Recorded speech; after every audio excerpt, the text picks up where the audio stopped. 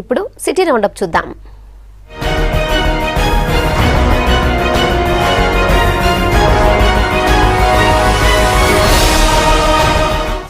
RTC cross road లో కేసీఆర్ చిత్రపటానికి పాలాభిషేకం చేశారు బ్రాహ్మణ సంఘాల నేతలు. తెలంగాణలోని అన్ని వర్గాల ప్రజలను సీఎం ఆదరిస్తున్నారని మేయర్ బొంతు రామ్మోహన్ అన్నారు.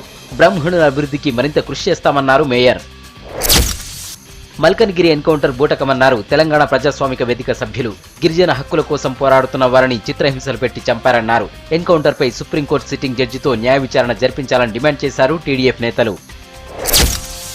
కొత్త విద్యా విధానంపై దృష్టి సారించాయి ప్రైవేట్ విద్యా సంస్థల యాజమాన్యాలు. హైదరాబాద్ లో సమావేశమైన విద్యా సంస్థల సిబ్బంది కొత్త విద్యా విధానంపై చర్చించారు. విద్యార్థులపై ఒత్తిడి పడకుండా విద్యా విధానం ఉండాలని ప్రభుత్వానికి సూచించారు ప్రైవేట్ టీచర్స్.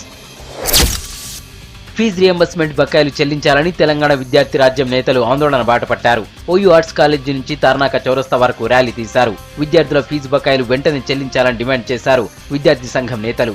ఇటు ఏఐఎస్ఎఫ్ ఆధ్వర్యంలోనూ మేడ్చల్లో ధర్నా చేశారు స్టూడెంట్స్. బాలాపూర్లో 600 రూపాయల కోసం భార్యాభర్తల మధ్య గొడవ జరిగింది. కోపంతో నవీద్ భార్యను కట్టెతో కొట్టడంతో సయీద్ ఫాతిమా చనిపోయిందని బంధువులు చెబుతున్నారు. ఫాతిమాకు 2 నెలల బాబు ఉన్నాడు. బంధువుల ఫిర్యాదుతో నవీద్ను అరెస్ట్ చేసి రిమాండ్కు తరలించారు పోలీసులు. తాళం వేసిన ఇంటికి కన్నం వేశారు దొంగలు.